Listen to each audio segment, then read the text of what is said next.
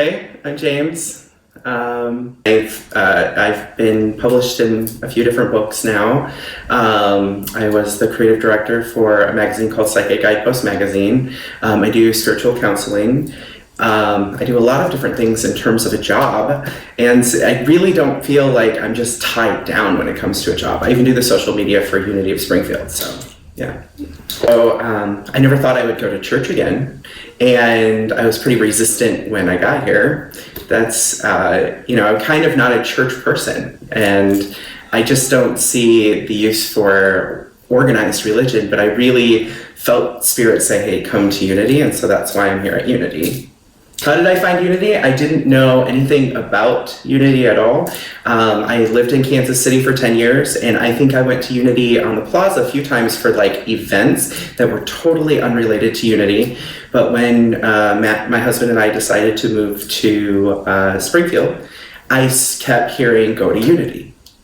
And I was like, okay, so what's this all about? And so I looked up Unity, and I realized that one time when I was visiting Matt when we first started dating, we visited this church.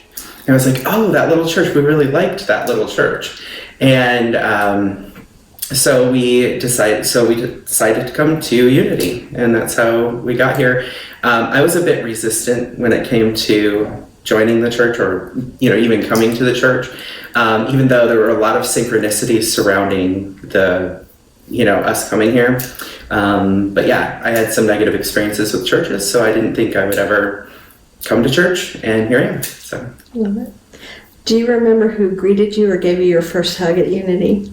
Sue. Back a day. Yeah. Yeah. What is one of your favorite things that you've done here? I think the cards, the life deck, getting together as a group, and I don't know, that's like a hard one to answer because we're doing the Spirit Guides group, and I really think that's my favorite. I think that whatever I'm doing at any given time is my favorite, because tonight I'm doing the shelter, and that is my favorite for tonight. And so it's really hard to determine. I enjoy the things that we do, and so there's a lot of things. But the cards were really fun. Volunteering is a lot of fun, and the group that we're doing, the Spirit Guides group, that's a lot of fun too. So great. I think my favorite quote, which I guess is the principle, is Charles Fillmore, where he said, I reserve the right to change my mind. Because I think that being open-minded regarding even our principles, how we apply the principles, our spiritual practice, I feel like that is the thing that makes us most free, and we're doing all this stuff for the sake of freedom. And so being open to changing our minds, being open to learning new things, being open to growth, being open to let go of things from the past, regardless of how much it is a part of our tradition, I think that those are all important qualities. And so I really do like that quote from Charles Fillmore, which I guess is a principle as well. That's excellent. Why should someone come to this Unity Church?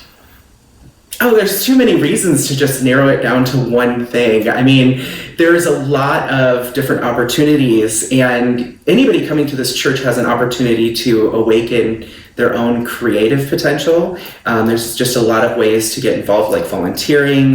There's a lot of different events and activities that you can plug into. And so I think that, it just has a lot to offer. We have an excellent children's program, excellent children's director. So there's a lot of different reasons why I am here, just because it feels comfortable, it feels like family, and so that's why I'm here. So, what's your favorite word? Oh, my favorite word. Yes.